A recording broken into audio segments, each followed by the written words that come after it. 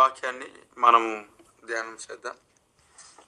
యెహోవా నా ఆశ్రయము, చదవండి. నా కేడము, నా హృదయమును ఆయన యందు నమ్మిక ఉంచెను గనుక నాకు సహాయము కలిగెను. కావున నా హృదయము ప్రహర్షించుచున్నది, కీర్తనలతో నేను ఆయనను స్తుతించుచున్నాను.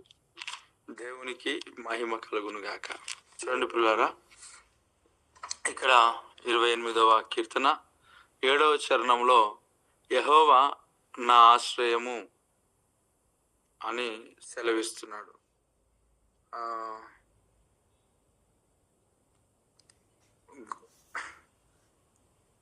యెహోవా నా ఆశ్రయము, యెహోవా నా ఆశ్రయము, అలాగే తర్వాత నా కేడము. వీడియోస్ మీరు ఆఫ్ చేయండి. ఎందుకనంటే మనం ఇతరులు చూస్తున్నప్పుడు కొంచెం డిస్టర్బ్ అనిపిస్తూ ఉంటుంది. మీరు వీడియోస్ ఆఫ్ చేసి పార్టిసిపేట్ చేయండి. ఒకవేళ మీరు ఒక దగ్గర కూర్చొని వింటున్నట్లయితే, మీ జాబ్స్ వెళ్ళే వాళ్ళు ఉన్నారు, బస్సులో ప్రయాణం చేసే వాళ్ళు ఉన్నారు, వీటన్నిటిలో ఓకే పర్లేదు. ఒకసారి మీరు వీడియో ఓపెన్ చేసి క్లోజ్ చేయటంను బట్టి దేవుడు గొప్ప కార్యాలు మీ పట్ల జరిగిస్తాడు. అంటే ఇతరులకు డిస్టర్బ్ కలుగుతుంది. అలాగే ఎవరైనా మ్యూట్ ఓపెన్ చేస్తే ఆ మ్యూట్ కూడా మ్యూట్ పెట్టండి. ఎందుకంటే సౌండ్ డిస్టర్బెన్స్ అవుతుంటుంది కనుక మీరు ఎప్పుడు జాయిన్ అయినా మ్యూట్ పెట్టి జాయిన్ అవ్వండి. ఇక్కడ ఒక మాటను మనం చదివాం. ఈ మాటలో ఒక అద్భుతమైన విషయాలు ఉన్నాయి. 7వ చరణంలో మనకు కనిపిస్తున్న ఒక అద్భుతమైన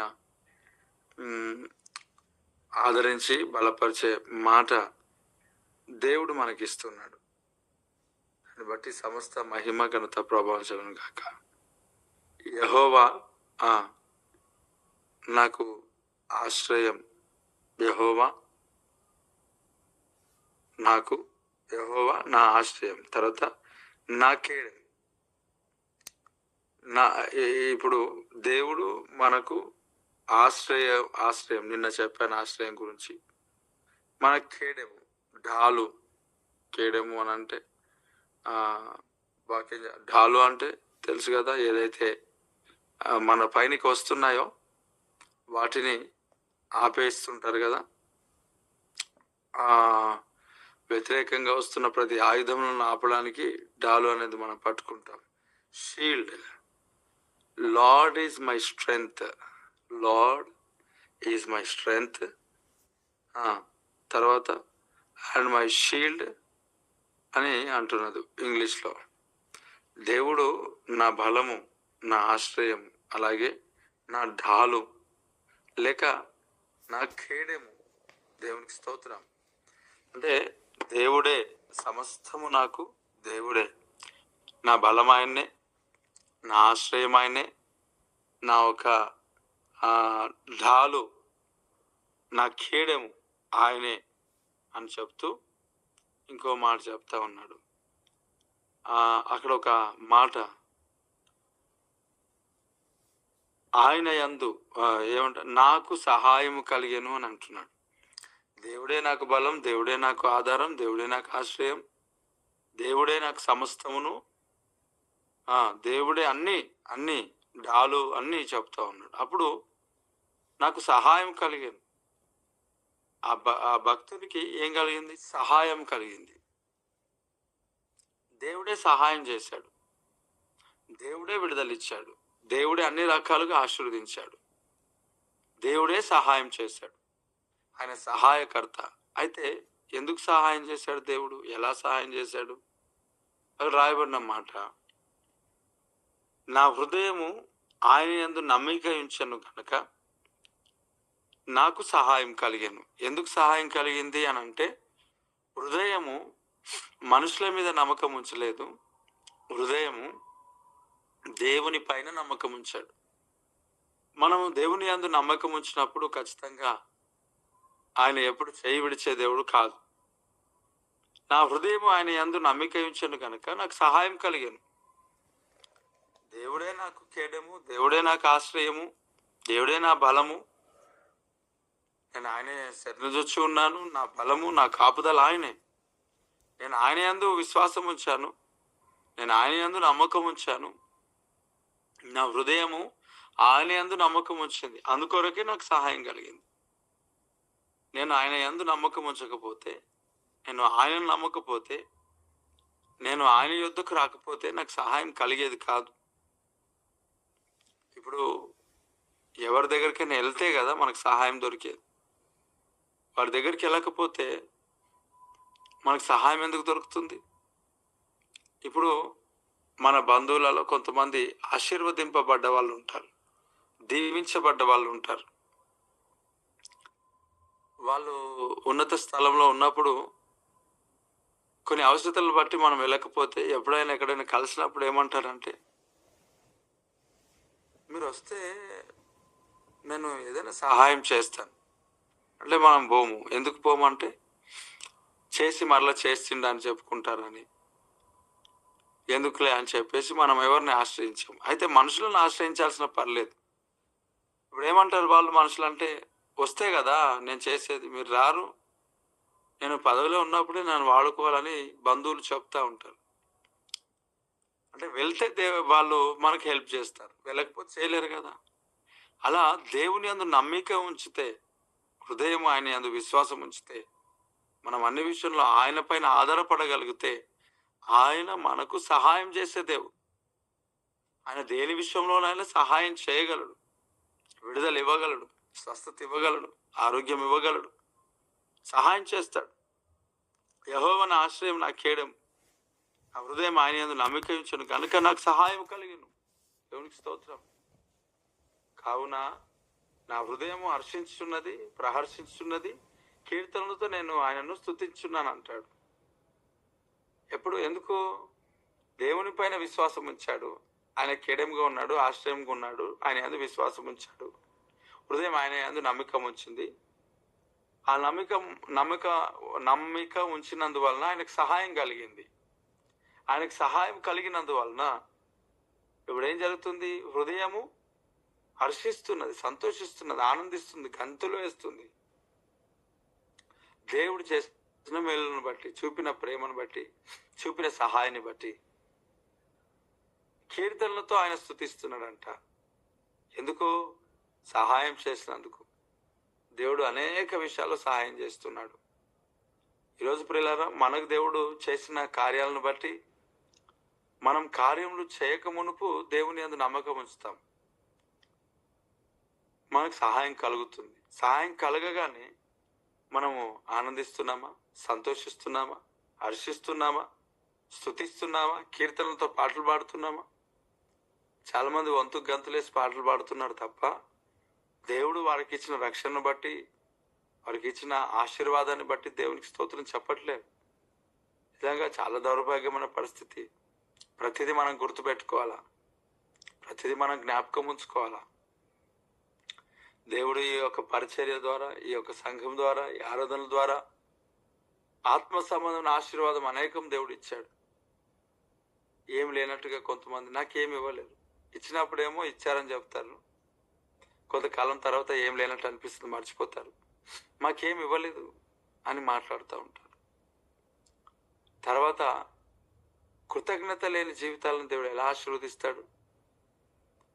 జ్ఞాపకం ఉండాలా. దేవుడు మనకిచ్చిన ఈ పరిచర్యలో, సంఘంలో శనివారం చెప్పిన లేక ఇప్పుడు చెప్పిన వాక్యం 1 అవర్ తర్వాత అడిగితే చెప్పరు, అసలు గుర్తే ఉండదు. ఇప్పుడు మొన్న దేవుడు నా పాదం నిలిపి బండపై నిలబెట్టిన ఇవన్నీ ఉన్నాయి. దేవుడు ప్రేరేపణ బట్టి ఈ వాక్యం నేను గూగుల్ మీట్లో మీతో మాట్లాడాను. దీన్ని ఒక ఎక్కువ పెద్దగా ప్రసంగంగా దేవుడు ఒక గ్రామంలో దేవుడు మాట్లాడించాడు. అది మాట్లాడిన తర్వాత చదువురాని వాళ్ళందరూ ఈ వాక్యాన్ని బట్టి వారు ఈ వాక్యంలో ఎత్తిపట్టి ప్రార్థన చేస్తున్నారంట. వారి సంఘంలో వారు ఆశ్చర్యపోయారట, ఎంత స్థిరపడుతుంది హృదయంలో వాక్యం. నేను ఇక్కడ హైదరాబాద్లో కాకుండా వేరే దగ్గర, వేరే ప్రాంతాల్లో వేరే బిడ్డలకు వాక్యాన్ని ప్రకటిస్తుంటున్నప్పుడు అలా హృదయంలో ఇలా నాటుకుపోతున్నాయి, మర్చిపోలేకపోతున్నారు వాక్యాన్ని. సంవత్సరాల తర్వాత నాకు వాక్యాన్ని వివరిస్తున్నారు. 10 సంవత్సరాల తర్వాత సేవకులు కలిసి, బ్రదర్ మీరు మా ప్రాంతానికి వచ్చినప్పుడు ఈ వాక్యాన్ని మీరు ప్రకటించారని చెప్తా ఉన్నారు. మా సంఘానికి వచ్చినప్పుడు ఈ వాక్యాన్ని మీరు తెలియజేస్తారని చెప్తున్నారు. మొట్టమొదట మనం పరిచయం అయినప్పుడు నాకు ఈ వాక్యాన్ని మీరు వివరించారని చెప్తా ఉన్నారు. నిజంగా నేను వారి యొక్క ఆసక్తిని బట్టి నిజంగా కొంతమంది వాక్యం మర్చిపోలేకపోతున్నారు. దాని వెనకాల నా సన్నిధిని మర్చిపోలేకపోతున్నారు. ఎంత అద్భుతం! నేను చాలా ఆశ్చర్యపోతున్నాను. నాలో ఏం లేదు, నేను అంతగా మాట్లాడలేను, కానీ అందరు చెప్పే వాక్యమే. కానీ నా ద్వారా విన్నప్పుడు దానికి వెనకాల ఉన్న ప్రభావం, సన్నిధి దేవుడు నిలబెడతా ఉన్నాడు. దేవుని గొప్ప కార్యం ఇక్కడ స్తుతించాలి, మహింపరచాలి. దేవుడిచ్చిన ఆధిక్యతను బట్టి, దేవుడిచ్చిన దీవెనలను బట్టి, దేవుడిచ్చిన బలాన్ని బట్టి దేవుని స్తుతించాలి. ఆయన విశ్వాసం ఉంచాలి, నమ్మకం ఉంచాలి, సహాయం కలుగుతుంది. ఈరోజు ఉదయకాలం దేవుని మీద విశ్వాసం ఉంచి ప్రార్థన చేస్తున్నాం. ఆయన నమ్మిక ఉంచాం కనుక ఉదయకాలం లేచి ప్రార్థన చేస్తున్నాం. అందుకే మనకు సహాయం కలుగుతుంది. నిన్నటి దినాన మనం పైన ఉన్న మేడ గది, ప్రార్థన గది, ఇది సంఘం మందిరం కింద మెల్కి, షాలేం, అలాగే అనిల్ పిల్లలందరూ ఆడుకుంటున్నారు. కింద గేట్ దగ్గర ఎగ్జాక్ట్లీ పైన విండో ఉంది చర్చ్లో, ఈ గ్లాస్ విండో అది సరిగ్గా లేదు. ఇక్కడ నుంచి సహోదరుడు తొంగి చూడగానే ఆ విండో పైన ఉన్న ఏదైతే లావుది గ్లాస్ది ఏదైతే జాలి డోర్ ఉందో, విండో డోర్ ఉందో, ఆ డోర్ ఊడిపోయి అనంతముగా కింద పడింది. ఆ కింద ఎవరున్నారంటే మెల్కీసెదెక్ ఉన్నాడు. ఆ మెల్కీసెదెక్ చిన్నోడు. ఈ మెల్కీసెదెక్ ఒక అడుగు అది పడక మునుపు, కొన్ని సెకండ్స్ మునుపు ఒక అడుగు ముందుకేశాడు. అది వాడున్న ప్లేస్లో పడింది. ఒకవేళ వాడు చచ్చిపోయేవాడు. నిన్నటి దినాన దేవుడు కాపాడాడు. అలా అనేక పరిస్థితుల నుంచి దేవుడు కాపాడుతాడు. అదే సమయంలో మనం పరిచయం చేసినప్పుడు చాలా జాగ్రత్త చేయాలి, ప్రార్థన పూర్వకంగా చేయాలి. నాకు దేవుడు గద్దించాడు, దేవుడు తెలియజేశాడు ఆల్రెడీ, ప్రార్థన పూర్వకంగా పరిచయం చేయండి. ఎందుకంటే యాక్సిడెంట్స్, అపాయాలు జరుగుతూ ఉంటాయి, ప్రమాదాలు. ప్రార్థన లేనిది పరిచర్లో పాలు పంచుకోవద్దు అని తెలియజేశాను. నేను చాలా దేవుడు ప్రేరేపిస్తాడు. నేను చెప్పిన తర్వాత వినకపోతే వారు ఎదుర్కొనే పరిణామాలు చాలా ఉన్నాయి. ఆశ్చర్యమైన సహాయం దేవుడు ఇస్తాడు. మనము ఉపవాసం ఉంటున్నాం, దేవుడు కార్యం చేస్తున్నాడు. మనం ఆయన యందు నమ్మిక ఉంచాం కనుక, ఆయన నమ్మిక ఉంచాం. చెప్పాను, హెచ్చరిక చేశాను, దేవుడు తెలియజేస్తున్నాడు కదా. మన దగ్గర ఉన్న ఒక సహోదరుడు ఎంత చెప్పినా వినలేదు.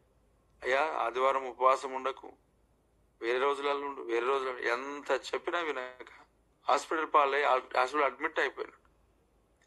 నేను చెప్పాను, స్ట్రిక్ట్లీ వార్నింగ్ ఇచ్చాను. దేవుడు తెలియజేసినప్పుడు, మనం ఆయన యందు నమ్మిక ఉంచినప్పుడు దేవుడు మనకు తెలియజేస్తాడు. వాటి ద్వారా హెచ్చరిక చేస్తున్నాం. ఖచ్చితంగా వాటిని మనం ఫాలో అవుతే దేవుడు గొప్ప కార్యం తీసుకొస్తాడు. ఈరోజు ఉదయకాలం ఆయన ఉన్నాడనే విశ్వాసంతో కదా ఆయన నమ్మిక ఉంచి ప్రార్థన చేస్తున్నాం. అందుకే ఇప్పుడు సాక్ష్యం విన్నాం, కుక్కల దాడి నుంచి దేవుడు తప్పించాడు. అలాగే తన కుమారుడు వామిటింగ్స్ అన్నిటి నుంచి దేవుడు తప్పించాడు. ఆయన ఉన్నాడని మన హృదయం ఆయన యందు విశ్వాసం ఉంచింది. నిజంగా ఒక దైవజనుడు 2 చేతులు పైనకెత్తి చాచి దేవుని స్తుతిస్తూ ప్రార్థన చేస్తున్నాడు. ఖచ్చితంగా విడుదల పొందుతారు సంఘం. మోషే కొండ మీద 2 చేతులు పైనకెత్తి స్తోత్రం చెప్పాడు, చేతులు ఎత్తాడు, ప్రార్థన చేశాడు. ఇశ్రాయేలు గెలిచారంట. ఈ ఉదయకాల సమయంలో సంఘం కొరకు సేవకునిగా నేను పైనకి చేతులు ఎత్తినప్పుడు ఈ సంఘ బిడ్డల యొక్క ప్రతి విధమైన పరిస్థితుల నుంచి విజయాన్ని పొందుకుంటారు, జయాన్ని పొందుకుంటారు. కాపరి అనేవాడు, సంఘ సేవకుడు అనేవాడు ఎందుకు ఇచ్చాడు దేవుడు? ఆ సేవకుని యొక్క సమక్షంలో, సంఘ నాయకుల యొక్క సమక్షంలో, ఆ నీడలో దేవుడు అనేకులను ఎదిగింప చేయాలని ఒక కాపరిగా దేవుడు నియమిస్తాడు. ఆ ఒక వృక్షం లాగా. నిన్న ఒక దైవజనుడు వచ్చాడు, ఇక్కడ వీళ్ళతో మాట్లాడుతున్నప్పుడు ఆయన కూడా వచ్చి జాయిన్ అయినాడు.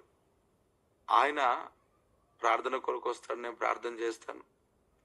అలాగే ప్రార్థన కొరకు వస్తాడు నేను చెప్పాను, ఆయనే చెప్తాడు నోటి నుంచి.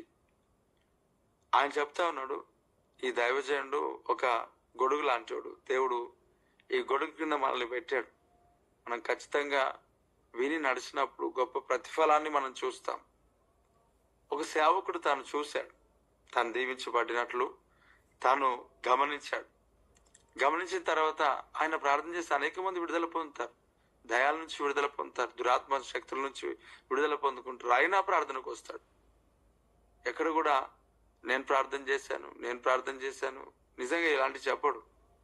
దేవుని మాయంపరుస్తూ అలాగే మీరు మీ ద్వారా దేవుడు నన్ను దీవించాడు, మీ ద్వారా అలాగే నా పేరు చెప్పి ఘనత దాని గురించి కాదు నేను మాట్లాడేది. నేను ఒక సిస్టమ్ గురించి మాట్లాడుతున్నా. ఎందుకు దీన్ని కోడ్ చేయాల్సి వస్తుంది అని అంటే, ఈ సంఘంలో ఉన్న చాలా మంది ఈ గూగుల్ మీట్లో ఉదయకాలం రాలేకపోతున్నారు. మంచిగా పడుకొని ఆలస్యముగా లేచి వారి పనులకి వెళ్ళిపోతున్నారు. ఎంతో ఆశీర్వాదకరమైన సమయం దేవుడు మనకి ఇచ్చాడు, దీవెనకరమైన సమయం ఇది. నా జీవితంలో ఈ నెహెమియా ఫాస్టింగ్ ప్రేయర్లు దేవుడు అద్భుతం చేశాడు నా కుటుంబ విషయంలో. అలాగే ప్రతిరోజు జరుగుతున్న ప్రార్థనలో ఈ గూగుల్ మీట్ స్టార్ట్ కానప్పటి నుంచి దేవుడు సంఘం చుట్టూ కంచె వేశాడు. ఈ గూగుల్ మీట్ చేయక మునుపు నుంచి దేవుడు కంచె వేశాడు. నేను ఎందుకంటే 2013 నుంచి నేను ప్రార్థన చేస్తాను ఉంటాను. ఈ అంశాలు సంఘానికి వచ్చే వరకు క్షేమం ఇచ్చాడు, కాపుదలనిచ్చాడు దేవుడు ఎంతో. ఎందుకంటే పిలిచిన దేవుడు నమ్మకమైన వాడు, నమ్మదగిన వాడు. నాకు ఇచ్చిన వాగ్దానాలు గొప్పవి. సంఘాన్ని దేవుడు అలాగున ఆశీర్వదిస్తూ నడిపిస్తూ ఉన్నాడు, క్షేమాభివృద్ధితో నింపుతున్నాడు. అన్ని విషయాలు దేవుడు సమాధానంతో నింపుతున్నాడు. ఈరోజు దేవుడు ఇంతగా దేవుడు ఆశీర్వాదం అని అంటే, క్షేమంగా ఉండటం ఆశీర్వాదమే కదా, కాపుదలగా ఉండటం ఆశీర్వాదమే కదా. దేవుని యందు మనం నమ్మిక ఉంచాం, మన హృదయం ఆయన యందు నమ్మిక ఉంచాం. అందుకే సహాయం కలుగుతుంది, దేవుని సన్నిధిలో సహాయం కలుగుతుంది. సంఘం పరిచర్య అనేకమైన విషయాల నుంచి దేవుడు తప్పిస్తున్నాడు. దేవుడు ఊరికేనే సంఘంలో నిలబెట్టాడు, ఈ సంఘ వాగ్దానాలలో ఎదిగింపజేస్తాడు. చాలా మంది వారి ఇష్టానుసారంగా ఉంటాడు, వారి ఆలోచనతో ఉంటాడు. ఆశీర్వాదం పొందుతూనే ఇవన్నీ మరి వారికి పట్టవు. ఇవన్నీ నిజంగా ఎందుకు దేవుడు సంఘంలో నడిపిస్తున్నాడు, ఎందుకు మనకి గూగుల్ మీట్లో నడిపిస్తున్నాడు? ఎపాప్రా ప్రార్థన గుంపు అనేది లేక మునిపే నేను ప్రార్థన చేస్తున్నాను, దేవుడు క్షేమం ఇస్తున్నాడు. కానీ ఈరోజు దేవుడు ఒక ప్రార్థన గుంపులో దేవుడు నడిపిస్తూ ఉన్నాడు. ఇవన్నీ లేకపోయినా దేవుడు ఇచ్చిన వాగ్దానం సేవకునికి. ఆ సేవకు నిన్ను ఆశీర్వదించే వారిని ఆశీర్వదిస్తాను, నేను దీవించే వారిని దీవిస్తాను. నిజంగా చేతులెత్తి ప్రార్థన చేసినప్పుడు సంఘానికి క్షేమము ఇస్తాడు. ఇన్ని రోజులు నేను పర్సనల్గా చేశాను, ఇన్ని రోజులు ప్రతిరోజు చేస్తాను. ఇప్పుడు మీ అందరి కొరకు ఇలా బహిరంగంగా చేస్తున్నాను, అలాగే మీతో పాటు చేపిస్తున్నాను.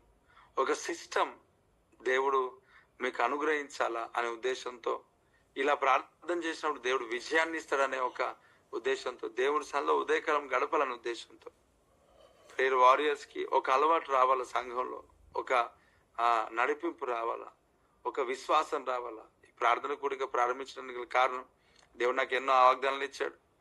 నా గురించి ఒకప్పుడు ఎవరు ప్రార్థన చేయలేదు, నేను ఒక్కనే ఉన్నాను. ఎందుకంటే ప్రార్థన గుంపు లేరు కదా, అప్పుడు ఎక్కువ శాతం ఎవరు లేరు, చాలా తక్కువ మంది. ప్రేయర్ చేస్తే అనేక మంది అనేవాళ్ళు, నీకు ప్రార్థన గుంపు ఉండాలి, వెనకాల ప్రార్థన గుంపు ఉండాలని అన్నారు. నాకు ఇక్కడ ప్రార్థన గుంపులు వారు మేలు పొందుకుని వెళ్ళిపోయే వాళ్ళు తప్ప ప్రార్థన చేసేవాళ్ళు ఎవరు లేరు అని బాధపడుతుంటే, దేవుడు ఒకరోజు మాట్లాడాడు. దేవుడే మన కొరకు విజ్ఞాపన చేసేవాడుగా ఉన్నాడు.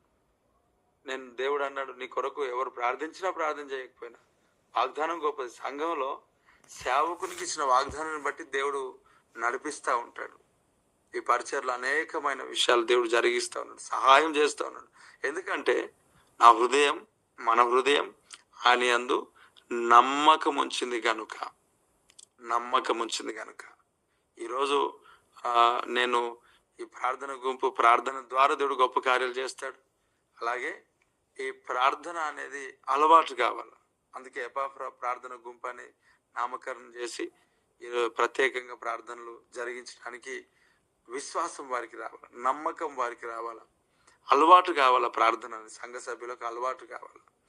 ఈ యొక్క 2013 నుంచి కూడా ఇది చేస్తున్నప్పటికీ కూడా ఒక 2 సంవత్సరాల ముందు ఈ గుంపును ఏర్పాటు చేయడం జరిగింది. దాంట్లో కొంతమంది జాయిన్ అయినారు, ప్రార్థన చేస్తున్నారు. ఈ మందిరంలో అలాగే వారి పర్సనల్గా వారి ఇంట్లో ప్రార్థన చేస్తున్నారు. అలవాటు కావాలా, నిలవబడాలా, ఎందుకు ఈ సిస్టమ్ అలవాటు చేయాలా, దేవుని పైన ఆనుకోవటం, ఆధారపడటం అలవాటు చేయాలా, ఆయన యందు నమ్మిక ఉంచడం అలవాటు చేయాలా. చూడండి, ఆ సహాయం దేవుడు చేస్తాడు.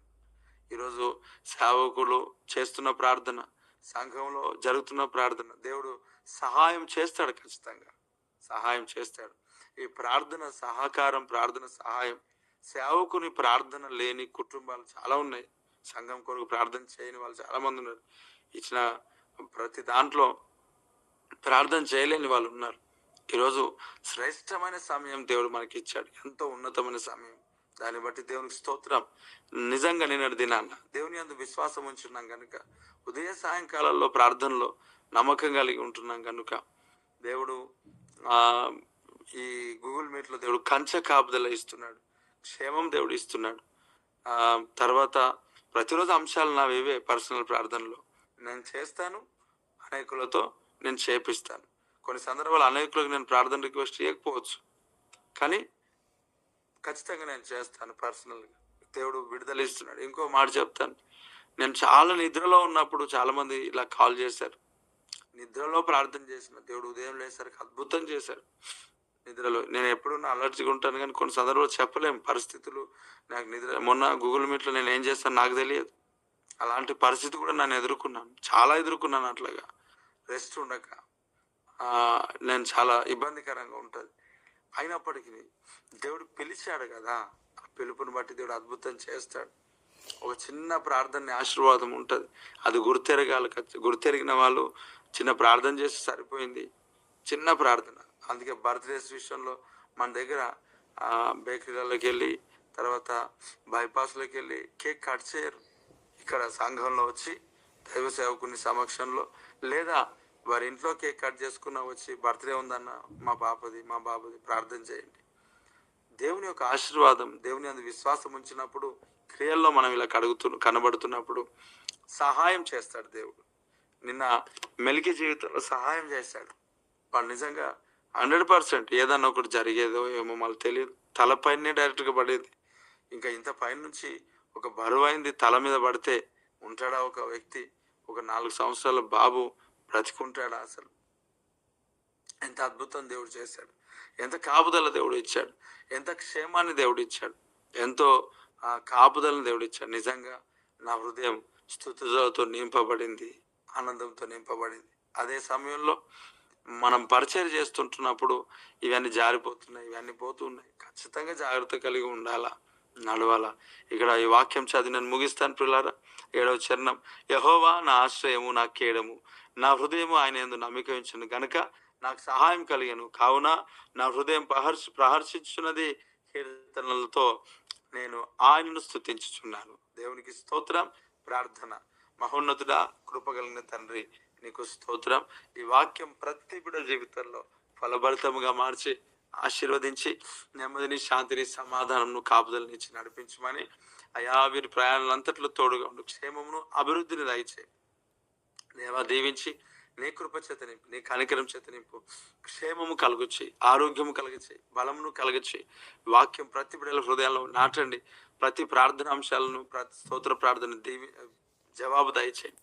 అయా క్షేమముతో, ఆరోగ్యముతో, నెమ్మదితో, శాంతి సమాధానములతో వర్ధిలింప చేసి నడిపించమని, నజరుడైన యేసుక్రీస్తు నామములో వాక్యం స్థిరపరచమని, యేసు నామములో అవునయ్యా నీ అందు మేము నమ్మిక ఉంచాం, అందుకే మాకు సహాయం చేసావు. దాన్ని బట్టి స్తోత్రం, మహిమ, ఘనత, ప్రభావం చెల్లిస్తూ యేసు నామములో స్తుతిస్తూ ప్రార్థిస్తున్నాను తండ్రి.